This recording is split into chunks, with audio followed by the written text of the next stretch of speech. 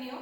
The next living thing is the cellular structure. Already studied about the definite lifespan and reproduction.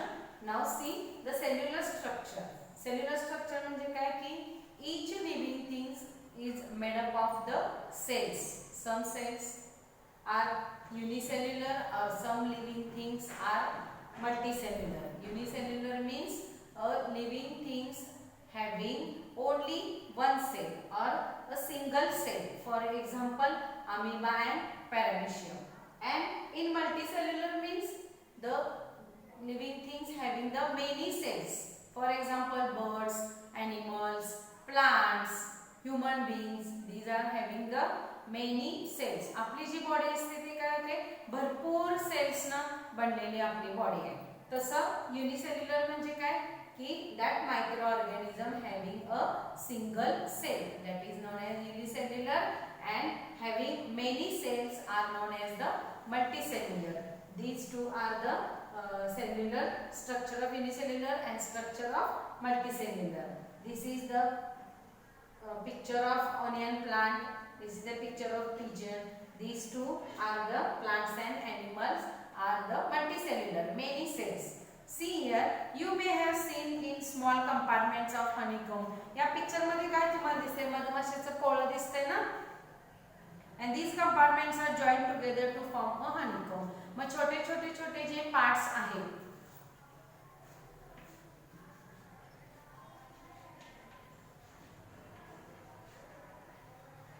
हे छोटे छोटे जे मधमाशांचं पोळं बघितलं असेल त्याचे छोटे छोटे कंपार्टमेंट्स एकमेकाला जॉईन करून ते पोळं तयार होते.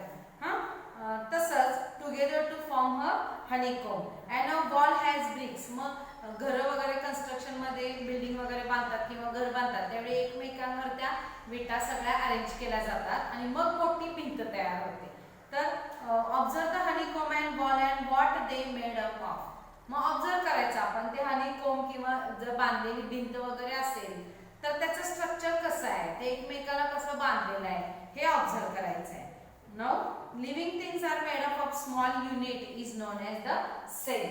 Living things are made up of a small unit is known as a cell. Cell म्हणजे काय की छोटंसं एक युनिट आहे, छोटंसं एक कंपार्टमेंट आहे आणि ज्यावेळी ते एक कंपार्टमेंट त्याला दुसरं जोडायचं, तिसरं जोडायचं, चौथं, पाचवं असे जे वेगवेगळे कंपार्टमेंट्स त्याला जोडून काय तयार होते हनीकोम्ब तयार होते. तसंच वॉल पण बांधताना काय होते एकमेकांवरती या ज्या ब्रिक्स आहेत त्या ब्रिक्स आपण एकमेकांवरती अरेंज करतो. म्हणजे that is a living things are made up of a single unit are known as a cell. Cell म्हणजे काय की एक छोटं स्मॉल युनिट असतं त्याला सेल म्हणायचं. And all the actions processes in a bodies of living things are about the help of microscopic cells. मग ह्या ज्या सेल्स असतात त्या एवढ्या लहान असतात, एवढ्या स्मॉल असतात की त्या आपल्याला इझिली आईजने आपण बघू शकत नाही. मग हे आपण सेल्स अंडर मायक्रोस्कोप खाली आपण मागच्या वर्षी बघितलेलंच आहे लॅब मध्ये. मायक्रोस्कोप खाली अमिबाचं वगैरे स्लाइड आपण बघितलेली त्याच्यामध्ये सिंगल सेल दिसला होता. Means amoeba having the unicellular having only single cell. These are not seen in our naked eye. In our eye, that's why that cells or that amoeba slide which we seen under the microscope. And some living things are made up of single cells and that is known as unicellular, and some living things are made up of many cells. या सगळ्या living things मध्ये काय असतात many cells. That is known as the multicellular organism. And the amoeba and other organisms are, for example, man, cow, mouse, cockroach, elephant, banyan tree. These are the multicellular, means many cells. And all characteristics of living things are seen every cell of living things. आणि या ज्या सगळ्या characteristics आपण अगोदर पण study केलेले आहेत की रेस्पिरेशन, रिप्रोडक्शन, लाईफ स्पॅन किंवा ग्रोथ, या ज्या सगळ्या कॅरेक्टरिस्टिक्स असतात ते या सगळ्या लिव्हिंग थिंग्स मध्ये आपल्याला ऑब्झर्व करायला मिळतात. and whether it is unicellular or multicellular. मग तो सेल कसाही असू दे, युनिसेल्युलर असू दे किंवा मल्टीसेल्युलर असू दे, सगळ्यामध्ये या सगळ्या कॅरेक्टरिस्टिक्स आपल्याला ऑब्झर्व करायला मिळतात किंवा या सगळ्या कॅरेक्टरिस्टिक्स असतात सगळ्या लिव्हिंग थिंग्स मध्ये. See here in the pitcher plant, स्नेल, onion plant, elephant, pigeon, cockroach, paramecium, amoeba. These two are the unicellular and the others are the multicellular organism. म्हणजे cellular structure म्हणजे each living things having a cells, different cells, or some are unicellular, some living things are multicellular. Unicellular, single cell, multicellular, many cells. This is the important or without cell एकही living things असू शकत नाही.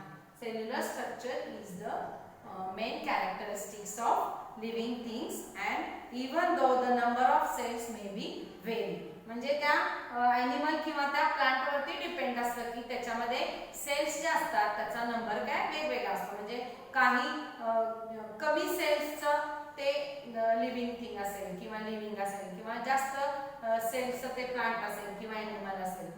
That is the number should be very. Cellular structure is the main characteristics of living things.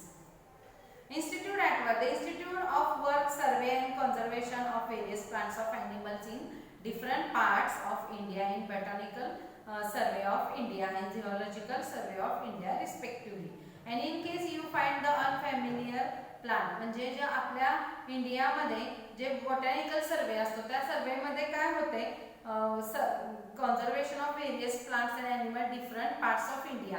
इंडियाच्या वेगवेगळ्या भागामध्ये जे वेगळे काहीतरी ॲनिमल किंवा प्लांट जर आपल्याला बघायला मिळतील किंवा त्याचा एक सर्वे केला जातो आणि जर अनफॅमिलियर प्लांट किंवा ॲनिमल म्हणजे वेगळं काहीतरी फीचर्स आहेत किंवा वेगळं काहीतरी दिसणं आहे त्याचं असं जर ते प्लांट किंवा ॲनिमल असेल तर या इन्स्टिट्यूट जे झुऑलॉजिकल सर्वे ऑफ इंडियाचे जे इन्स्टिट्यूट आहे त्यांना आपण कॉन्टॅक्ट करायचं किंवा ती जी इन्फॉर्मेशन आहे त्यांच्याशी आपण कम्युनिकेशन करायचं किंवा त्याची सगळी जी इन्फॉर्मेशन असेल तर ते त्या सर्वे ऑफिसला किंवा ते सर्वे करणारे जे इन्स्टिट्यूट असते त्या इन्स्टिट्यूटला आपण ती सगळी इन्फॉर्मेशन काय करायचं सबमिट करायची.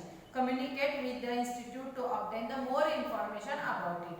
आणि आपल्याला जी काही इन्फॉर्मेशन ते नवीन प्लांट बद्दल किंवा अनफॅमिलियर प्लांट किंवा ॲनिमल एखादा बघायला मिळाला वेगळा काहीतरी बर्ड्स बघायला मिळते तर त्याची इन्फॉर्मेशन त्याचं फोटोग्राफ काय असेल आपल्याजवळ मटेरियल ते सगळं आपण त्या इन्स्टिट्यूटला सबमिट करायचं. This is the cellular structure concept and main characteristics of living things. In our next video we see next concept, useful living things and harmful living things. Thank you.